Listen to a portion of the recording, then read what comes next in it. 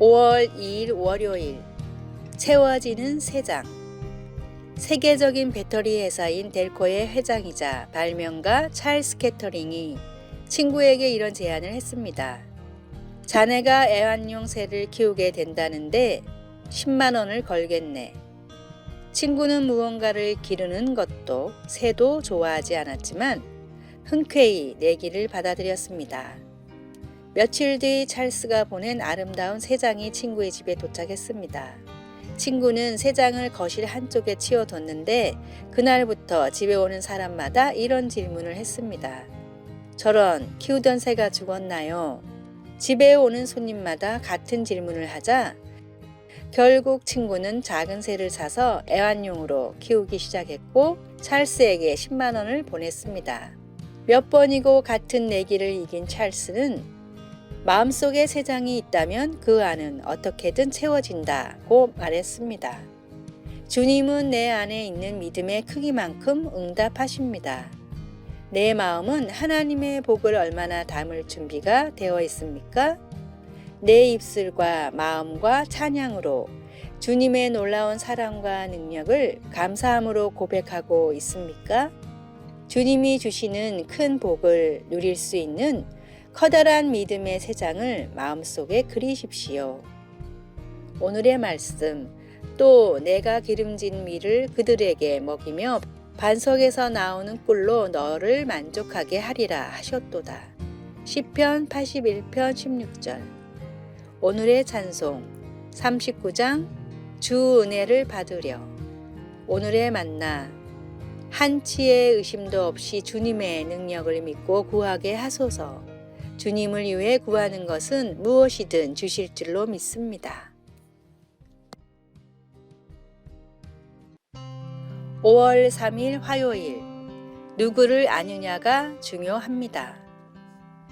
2019년 초 찰리 밴더미어가 84세의 나이로 세상을 떠났습니다. 수십 년 동안 국영 라디오 방송 어린이 성경 시간을 진행했던 그는 많은 사람들에게 찰리 아저씨로 알려져 있습니다. 찰리 아저씨가 영혼의 길로 들어서기 하루 전 친한 친구에게 이렇게 말했습니다. 내가 무엇을 아느냐가 아니라 누구를 아느냐가 중요해. 물론 예수 그리스도를 말하는 거지. 임종을 맞이하면서도 찰리 아저씨는 예수님에 대해 또 사람들이 예수님을 구주로 받아들여야 할 필요성에 대해 이야기하지 않을 수 없었습니다. 바울 사도는 예수님을 아는 것을 자신의 가장 중요한 일로 여겼습니다. 내가 모든 것을 해로 여김은 내 주 그리스도 예수를 아는 지식이 가장 고상하기 때문이라. 내가 그를 위하여 모든 것을 잃어버리고 배설물로 여김은 그리스도를 얻고 그 안에서 발견되려 함이니. 그러면 어떻게 예수님을 알 수 있을까요? 내가 만일 내 입으로 예수를 주로 시인하며 또 하나님께서 그를 죽은 자 가운데서 살리신 것을 내 마음으로 믿으면 구원을 받으리라. 우리는 예수님에 관한 사실들과 교회에 대한 모든 것을 알며 성경에도 해박한 지식을 갖출 수 있습니다. 그러나 예수님을 구주로 알 수 있는 유일한 길은 값없이 주시는 선물인 구원을 받아들이는 것입니다. 예수님이야말로 우리가 알아야만 하는 분입니다. 말씀, 모든 것을 해로 여김은 내 주 그리스도 예수를 아는 지식이 가장 고상하기 때문이라. 빌립보서 3장 8절. 찬송 96장 예수님은 누구신가? 기도, 예수님을 믿고 받아들여 예수님을 알아야 할 모든 사람들을 위해 기도합니다. 만일 내가 아직 예수님을 나의 구주로 받아들이지 않았다면 오늘 나의 입으로 예수님은 주님이시다 라고 고백하게 하소서. 아멘.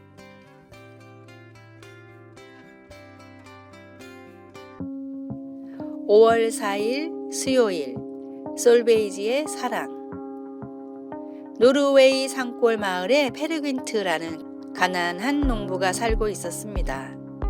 너무나 사랑하는 아내 솔베이지를 고생시키고 싶지 않았던 페르귄트는 큰 부자가 되어 돌아오겠다는 약속을 한 뒤 해외로 떠났습니다. 갖은 고생 끝에 성공한 사업으로 큰 돈을 벌었지만 이미 10년이란 시간이 흐른 뒤였습니다. 사랑하는 아내가 아직도 자기를 기다릴까 두려웠지만 아내를 잊을 수 없던 페르긴트는 모든 재산을 처분한 뒤 다시 노르웨이로 돌아가려고 했으나 배를 타고 가던 중 해적을 만나 모든 재산을 빼앗기고 말았습니다. 10년이나 허송한 세월에 더 빈털터리가 되어 차마 아내를 볼 면목이 없었던 페르긴트는 몇 년을 더 방황하다가 도저히 그리움을 참을 수 없어 고향의 집으로 돌아갔는데 아내는 언젠가 돌아올 남편을 기다리며 밤에도 환한 불을 켜놓고 바느질을 하고 있었습니다. 노르웨이에서 전해져 내려오는 이 가슴 아픈 사랑 이야기는 솔베이지의 노래라는 가곡으로 지금도 사람들에게 불리고 있습니다. 한결같은 마음으로 남편을 기다리며 사랑을 지켰던 솔베이지보다 더 큰 사랑으로 주 하나님은 지금도 나를 기다리고 계시며 잃어버린 한 영혼을 기다리고 계십니다. 모든 영혼이 돌아오기를 바라시는 하나님의 마음을 깨닫고 그 놀라운 하나님의 사랑을 만방에 전하십시오. 오늘의 말씀. 하나님은 모든 사람이 구원을 받으며 진리를 아는 데에 이르기를 원하시느니라. 하나님은 한 분이시요 또 하나님과 사람 사이에 중보자도 한 분이시니 곧 사람이신 그리스도 예수라. 디모데전서 2장 4절에서 5절. 오늘의 찬송 310장 하나님의 은혜로. 오늘의 만나 변함이 없고 다함이 없는 놀라운 주님의 사랑을 깨닫게 하소서. 영원한 주님의 사랑을 기쁨으로 노래합시다.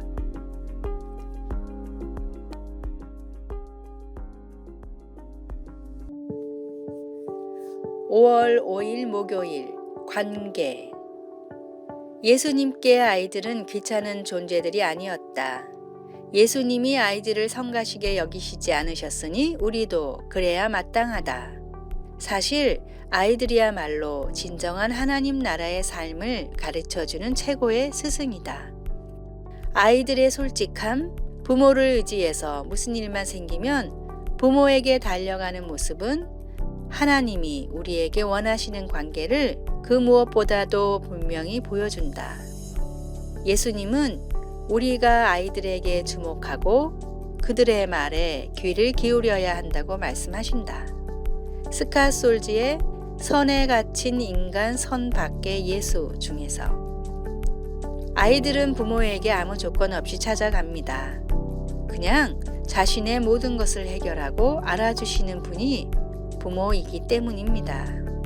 누구든지 어린아이와 같이 하나님께 나아가야 합니다.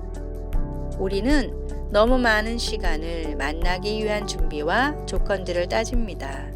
그러나 하나님은 있는 모습 그대로 나오길 원하십니다. 말씀. 내가 진실로 너희에게 이르노니 누구든지 하나님의 나라를 어린아이와 같이 받들지 않는 자는 결단코 그곳에 들어가지 못하리라 하시고. 마가복음 10장 15절. 찬송 565장 예수께로 가면. 기도. 하나님 앞에서 가식을 벗어버리고 힘들면 힘들다고 매달리고 버거우면 버겁다고 고백하고 그렇게 하나님을 직면하게 하소서. 아멘.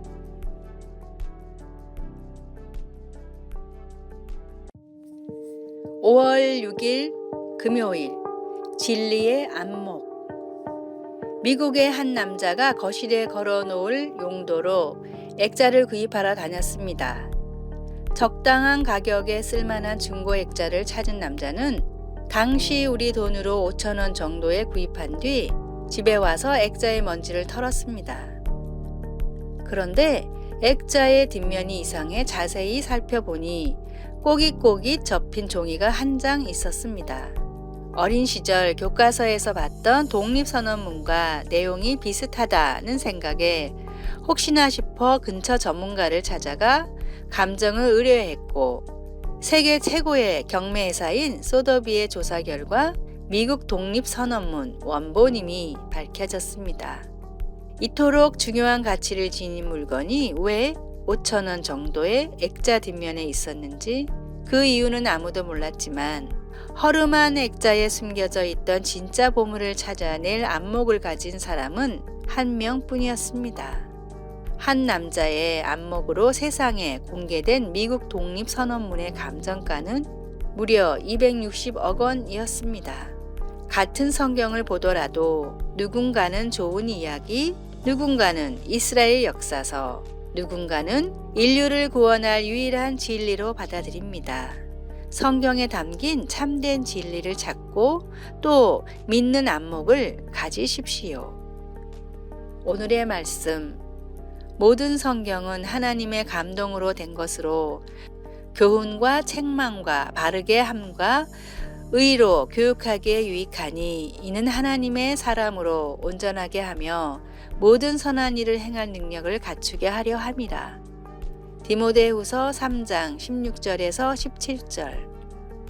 오늘의 찬송 204장 주의 말씀 듣고서. 오늘의 만나. 눈앞의 진리도 깨닫지 못하는 어리석은 자가 되지 않게 하소서. 성경 말씀은 주 하나님의 진리임을 잊지 마시기 바랍니다.